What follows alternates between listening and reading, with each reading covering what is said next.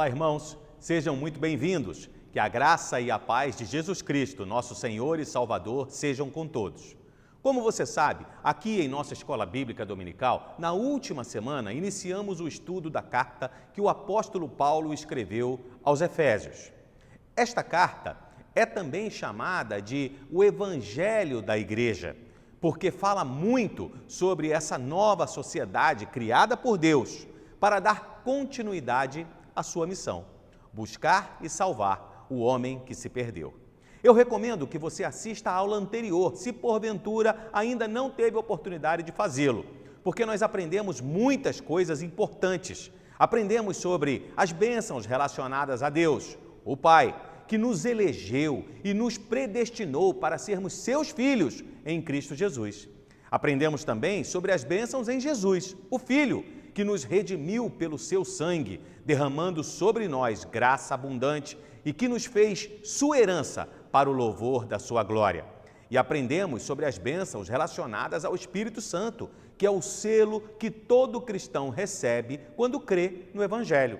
Um sinal de propriedade, ou seja, a presença do Espírito Santo em nós determina que pertencemos a Deus e é também garantia de todas as bênçãos por vir. Aprendemos também que esta nova sociedade, a Igreja de Jesus, é formada por todas as pessoas que, alcançadas pela graça de Deus, encontraram salvação no sacrifício feito por Jesus Cristo em nosso lugar na cruz do Calvário. Independente de distinções de qualquer natureza, todos fomos feitos um só corpo em Cristo. Todos fazemos parte da mesma família e somos parte de um mesmo novo templo que vai dia após dia sendo construído pelo Espírito Santo de Deus. A pregação desta mensagem levou Paulo à prisão e é justamente reconhecendo isso que Paulo inicia este terceiro capítulo de sua carta aos Efésios. Vamos lá? Efésios, capítulo 3.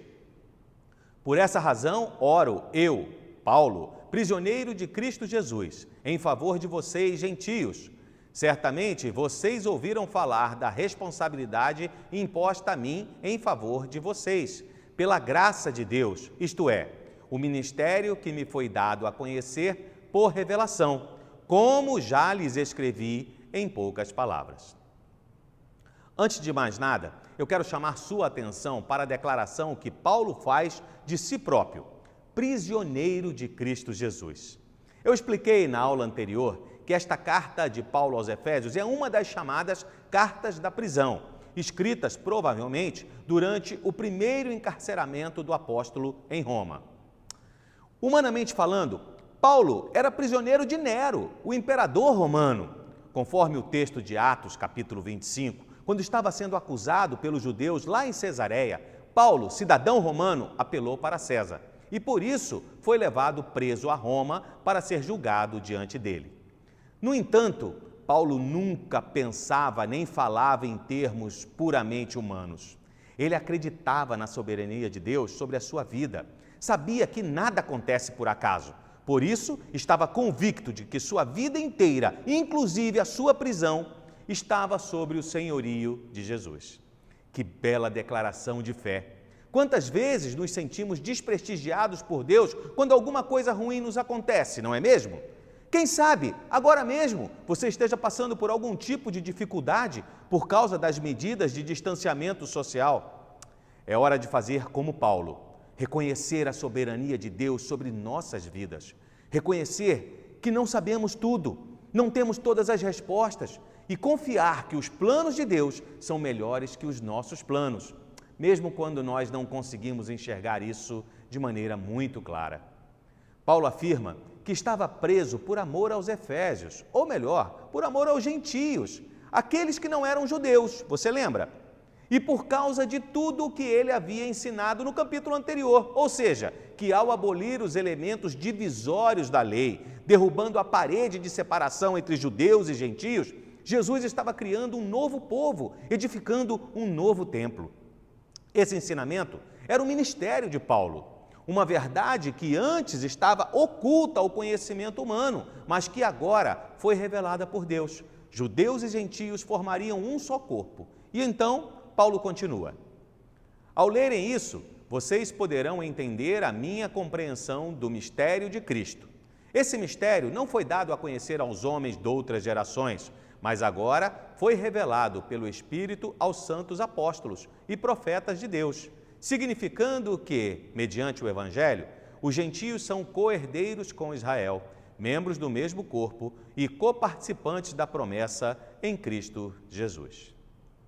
O que Paulo está declarando é que os cristãos, tanto gentios como judeus, são agora herdeiros juntos da mesma bênção, membros comuns do mesmo corpo e participantes da mesma promessa em Cristo Jesus, por meio do Evangelho. Esse ensino era radicalmente novo, porque muito embora o Velho Testamento nos deixe claro que Deus tinha, desde sempre, um propósito para os gentios, é só, uma vez revelado esse mistério de Jesus, que entendemos que a missão de Israel havia chegado ao fim. A nação judaica, sob o governo de Deus, seria substituída por uma nova comunidade interracial, a Igreja, e que esta Igreja seria o corpo de Cristo, no qual judeus e gentios seriam incorporados em plenas condições de igualdade, sem qualquer tipo de distinção. É deste Evangelho, ou seja, desta boa mensagem, que Paulo foi constituído ministro pela graça de Deus. Vejamos o texto. Deste Evangelho, tornei-me ministro pelo dom da graça de Deus, a mim concedida pela operação de seu poder.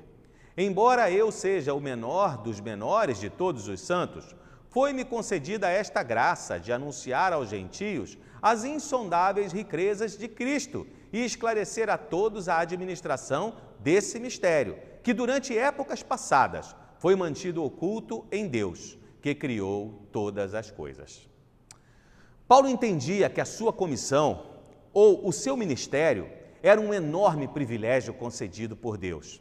E mesmo reconhecendo a sua própria indignidade, pois noutro tempo, segundo ele mesmo, fora blasfemo, perseguidor, insolente contra Cristo, não se eximiu da responsabilidade de anunciar a outros, aos gentios em especial, a graça e a misericórdia de Cristo que transbordavam para com ele.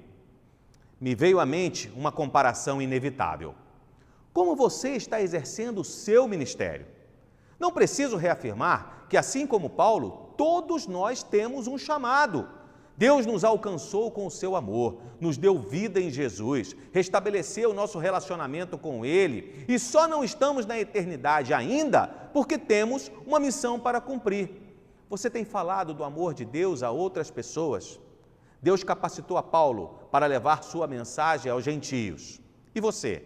Quem são as pessoas que Deus tem colocado diante de você para que você fale das riquezas insondáveis de Cristo? E por falar em riquezas de Cristo, podemos julgar pela exposição de Paulo em Efésios 1 e 2, que nós já estudamos, que o que ele tem em mente é que as riquezas são aquelas livremente disponíveis por causa da cruz, que incluem a ressurreição da morte no pecado, a entronização vitoriosa com Cristo nos lugares celestiais, a reconciliação com Deus, a incorporação com os crentes judeus na nova sociedade de Deus, o fim da hostilidade e o começo da paz, o acesso ao Pai mediante Cristo e o ingresso no reino e na família de Deus pelo Espírito. Tudo isso representando apenas um vislumbre de riquezas futuras que nós ainda havemos de receber. Segundo Paulo, o primeiro resultado a ser esperado da pregação das insondáveis riquezas e do mistério de Cristo é o nascimento e o crescimento da igreja. Gentios e judeus aceitariam o Evangelho, seriam convertidos e se achariam juntos como membros da família de Deus e do corpo de Cristo. Se não, vejamos. A intenção dessa graça era que agora, mediante a igreja, a multiforme sabedoria de Deus se tornasse conhecida dos poderes e autoridades nas regiões celestiais, de acordo com o eterno plano que Ele realizou em Cristo Jesus, nosso Senhor, por intermédio de quem temos livre acesso a Deus, em confiança, pela fé nele. Paulo não está falando de teorias. O mistério não era uma abstração. Não tem nada de místico aqui. O mistério de Cristo estava assumindo uma forma concreta diante dos olhos das pessoas. E neste novo fenômeno, nessa nova humanidade multirracial, a soberania de Deus estava sendo demonstrada. Certamente, o fato de a igreja ter vindo a existir como uma comunidade de pessoas salvas e reconciliadas é, de uma só vez, uma demonstração do poder, da graça e da sabedoria de Deus.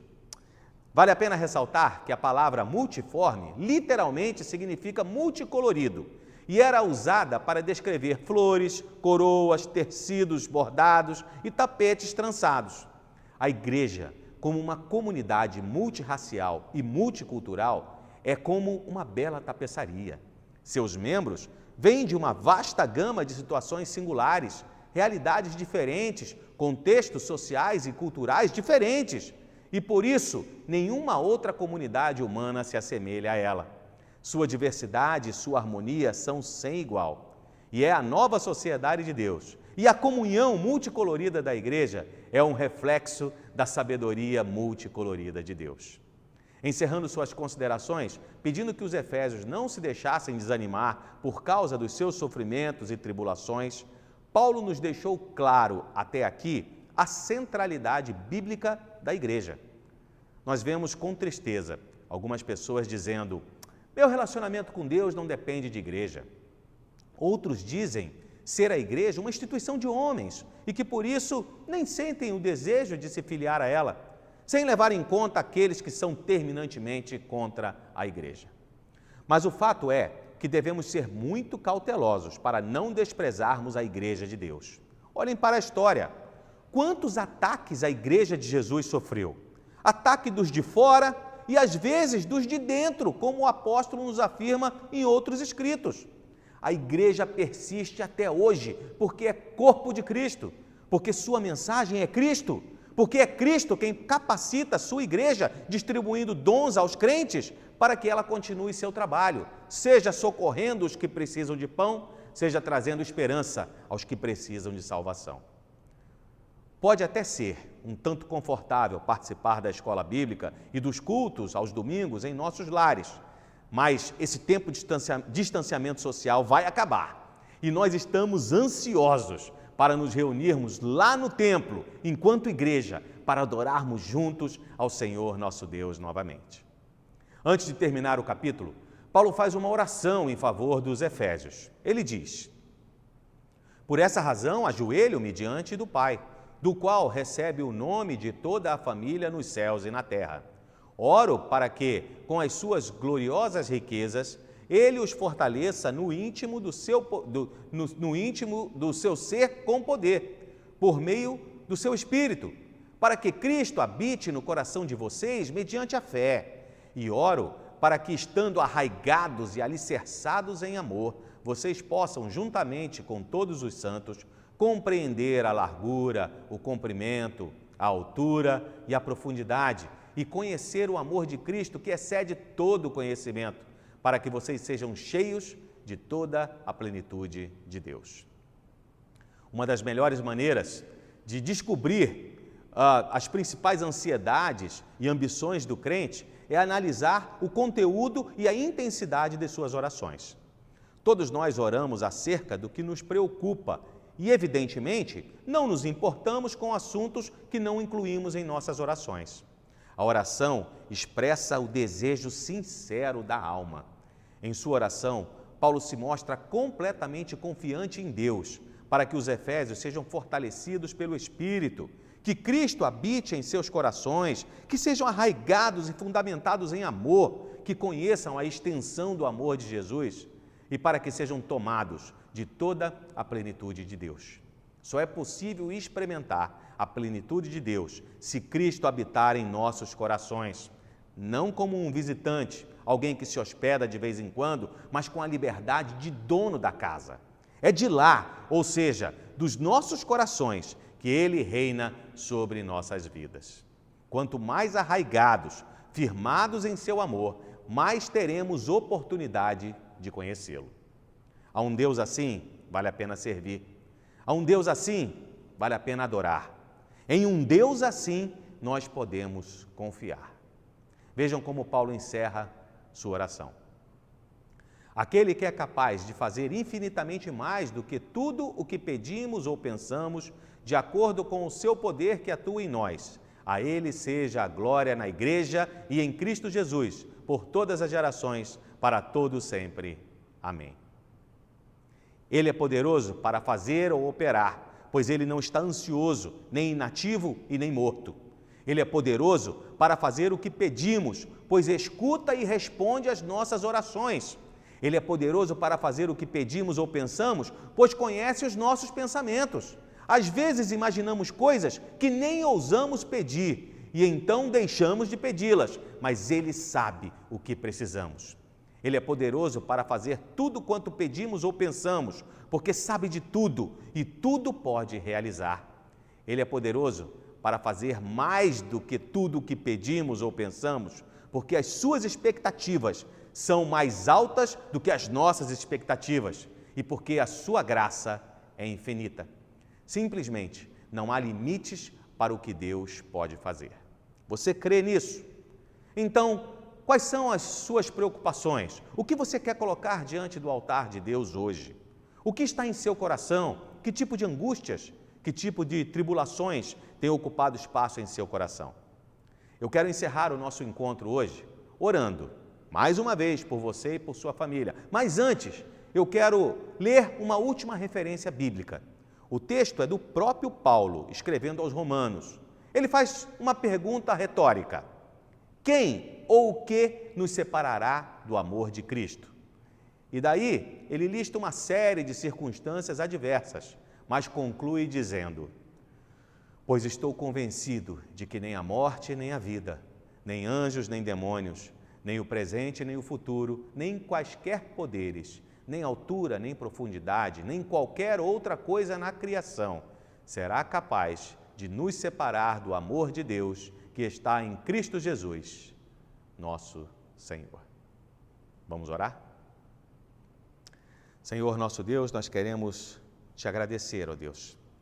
Te agradecer porque em tua grandeza, tu olhas atentamente para as nossas necessidades. Muito obrigado, ó Deus, porque tu te importas com o que acontece na nossa vida. Muito obrigado, Deus, porque tu estás atento a tudo aquilo que realmente nós precisamos e tem suprido as nossas necessidades. Mesmo nesses dias difíceis que nós temos enfrentado, Senhor, onde problemas emocionais podem surgir, necessidades emocionais por causa da falta de contato com outras pessoas. Também, ó Deus, podemos enfrentar, em alguns casos, até problemas financeiros. Sabemos, ó Deus, que talvez algumas famílias da nossa igreja estão neste exato momento orando a Ti também, Senhor, pedindo pelos seus lares. Deus, nós queremos clamar pela Tua misericórdia, sabendo que Tu és poderoso para operar em nossas vidas, Tu és poderoso para operar em nosso favor. Não existe nada, Senhor, que Tu não possas fazer. Nós cremos, ó Deus, que se uma vacina ainda não foi encontrada para que esse vírus, ó Deus, para que esse distanciamento, para que toda essa pandemia chegue ao fim, é porque isso não está ainda nos Teus planos, Senhor, porque não lhe falta autoridade para que Tu possas abençoar pesquisadores, médicos e, ó Deus, através da sabedoria que Tu lhes concedes, eles possam então alcançar uma cura para essa enfermidade, Senhor, uma vacina que venha nos prevenir de contágios. Obrigado, ó Deus, porque nós podemos crer no Teu poder, porque nós já temos experimentado, ó Deus, o Teu poder antes. Nós olhamos, ó Deus, para as nossas histórias e podemos perceber que até aqui o Senhor nos ajudou. Muito obrigado, ó Deus. Obrigado porque mesmo em Tua grandeza, olhando a nossa insignificância, Tu enviastes o Teu Filho amado, Jesus Cristo, para morrer em nosso lugar e dessa forma, Tu nos tornaste também membros da Tua família. Obrigado, Senhor, por esse grande privilégio. Obrigado pela Tua palavra, obrigado pelos ensinamentos, ó Deus, que nós podemos encontrar na Tua palavra. Queremos pedir que Teu Espírito Santo nos ajude, Senhor. Que Teu Espírito Santo capacite a Tua igreja, os Teus servos, Senhor, que congregam conosco aqui na Igreja Batista Boas Novas, para que nós possamos, então, continuar exercendo o chamado, o ministério para o qual nós fomos convocados por Ti. Cada um de nós reconhecemos, Senhor, que temos um ministério em nossas mãos. Por isso, nós queremos pedir que o Teu Espírito Santo nos dê a sabedoria necessária, a criatividade necessária, para mesmo, ó Deus, nesse tempo de exceção, que nós não deixemos de lado o nosso chamado, que nós não deixemos de lado a nossa vontade, ó Deus, a nossa responsabilidade de compartilhar da Tua riqueza com outras pessoas. Continua então, Senhor, a abençoar a nossa igreja. Abençoa o pastor Carlos, ó Deus, na liderança da nossa igreja, todos os líderes que comungam conosco nas decisões que precisam ser tomadas, que as decisões tomadas, ó Deus, em prol da Tua igreja, sejam decisões que partem do Teu coração, Senhor. Por isso nós queremos pedir que Tu cuide de nós. Continua a acampar os Teus anjos, ó Deus, ao nosso redor, ao redor dos nossos lares. Continua, ó Deus, a atender às necessidades emocionais, físicas, sociais, financeiras, seja lá qual tipo de necessidade que os Teus servos estejam enfrentando, que nós possamos encontrar em Ti, ó Deus, a fonte para saciar cada uma dessas necessidades. Espírito Santo, continua presente em nossos corações, fortalecendo a nossa fé. Receba, Senhor, a nossa gratidão neste dia. Muito obrigado pela maneira poderosa, Senhor, que Tu tens atuado em nossas vidas. Nós Te louvamos e nós Te adoramos, porque Tu és digno de todo o nosso louvor e de toda a nossa adoração.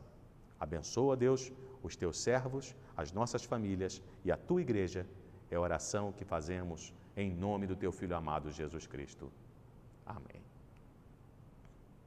Muito obrigado, mais uma vez, pela sua presença aqui em nossa Escola Bíblica Dominical. Na próxima semana, teremos mais um capítulo da Carta de Paulo aos Efésios e eu espero contar com a sua presença mais uma vez. Tenham todos uma boa semana. Que o Senhor nos abençoe e nos guarde.